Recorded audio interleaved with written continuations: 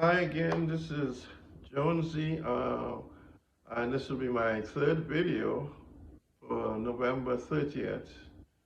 And I'm just going to retrack what I'm doing today. The video basically is showing you videos, how I live, where I live, what my environment is like, and how one lives, or one can live in their 60s and be comfortable. What I will share with you is that this is my happiest time in many ways, spiritually, medically, physically, psychologically, emotionally, and physically. I have come a long ways and I've achieved a lot over the year. I'm still in progress as far as reducing the weight. That is not a very easy task. So I don't want to fool anyone and make them feel that you know, anything can happen overnight. It is a struggle because as we live, we are eating foods that are contaminated or things that are ingested into these foods that will make you overweight. It will react to your system to where you want to continually keep eating the bad foods, sugar, salt, all these things. I've tried to reduce. I've not been 100% successful, but I've tried and I've had some success, a degree of success. And I wanted to share this with you to let you know it's not the worst thing in the world that can happen to you because you have struggled with weight loss, and you're getting older and you don't know exactly where to turn and what to do. I had quite a bit of struggle myself for a while, but I was able to overcome certain things by educating myself. The more knowledge you have on these things, the more you are able to progress and move forward and get the kind of results that you are trying to achieve. So, as today is my day off, today is the second day off. I'm off Tuesday and Wednesday. And for those who are not aware of what kind of work I do, I work at the international airport. I carry passengers to and from the aircrafts. So, I walk at least 16 to 18 miles a day. It is the first time ever, after working 30 years for the airlines, that I've been in a position where I am walking so many miles every day. At this age, it's not very easy. I know my time is limited, so I make sure I make good use of the time that I'm spending and my monies because I'm limited. My days are short as far as how long I can continue to do this. Physically, I'm in decent shape, but it's a young person's game. It's a young person's time. My time is over when it comes to doing this type of physical activities. Um, I've been there and done that, and I am choosing to relieve myself of this particular situation as soon as I can get my finance where I need it to be. So one of the things I wanted to share with you today, on my day off, I decided I wanted to relax a little bit, so I decided to have a drink. There is nothing wrong with having a drink. Obviously, if you have any kind of medical issues, one has to, contact your physician, your doctor, personal physician, and find out if you can have a drink. This particular drink is bourbon and whiskey. And I'm not addicted in any sense because I don't have to have it. I choose to have it because I want to relax. It's one of the ways I relax. And as you can see, yes, it's a full glass, and I will drink it, sporadically.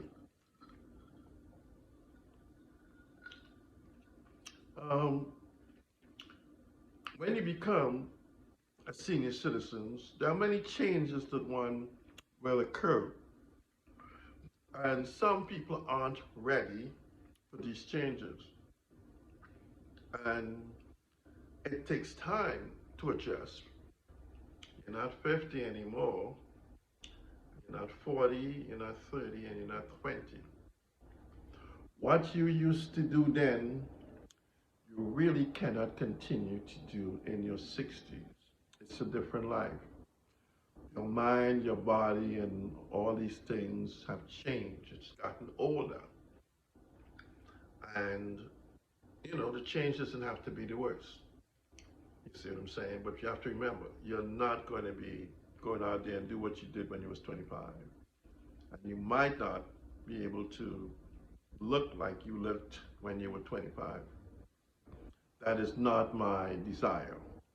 My desire or desires at this point first is to be the healthiest I can be. Without health, you have nothing. And to be in the best physical shape I can be at 66, to be able to present to you all that look what one can do if you have a desire to achieve these particular results. I've been working on my stomach area for quite some time, and it's no one's fault. Look, I eat chocolate ice cream. I love chocolate ice cream. I eat chocolate Cadbury.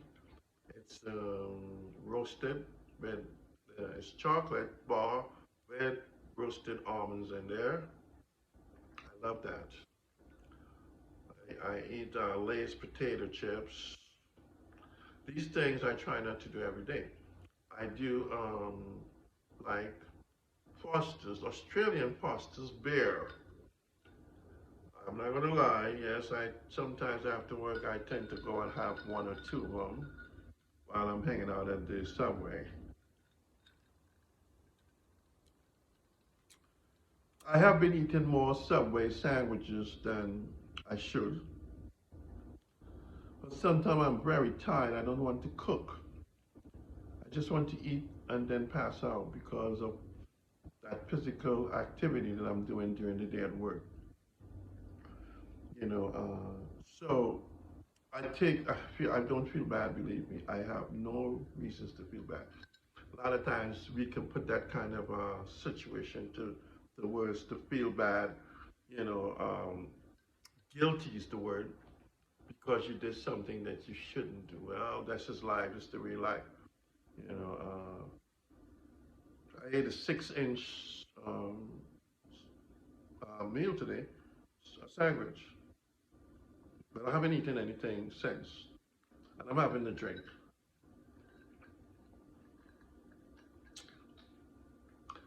I usually have at work early in the morning 2 bottles of Ensure because I can't eat at work. It comes up, and then in the evening I have something to eat at 7 o'clock. So I wanted to share this with you because I don't know what your lives are like, but I think it's important for you all to understand that wherever you are is wherever you are. And no one got you there. You got you there based on the decisions that you have made. You don't need to feel bad about anything, whether it's weight loss or weight gain, it doesn't matter. If you have a desire for something different, then it is up to you. No one else. Don't feel bad about it. And if you try today to try to accomplish something and you supposedly have failed, you come back tomorrow and you try again. And you keep doing this over and over until you have accomplished your goals. It is important that you have daily, weekly, monthly goals. Otherwise, there is nothing to look forward to or to look back to see where I have been, what have I done to this day.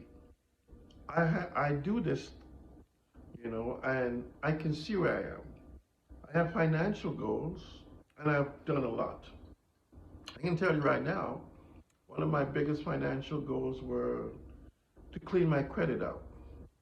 I cannot tell you enough that most people are totally misunderstood when it comes to credit and your Credit Karma or Experian. There is a method to that madness that one can resolve. You don't have to die with bad credit. A lady that I spoke to said she can't help me. This is about 4 years ago. So I'm like, are you kidding me? You're a credit counselor and you can't help me? She says when she looked at my credit report, she says she didn't know which way to go. Well, guess what? I went online and I studied the credit system.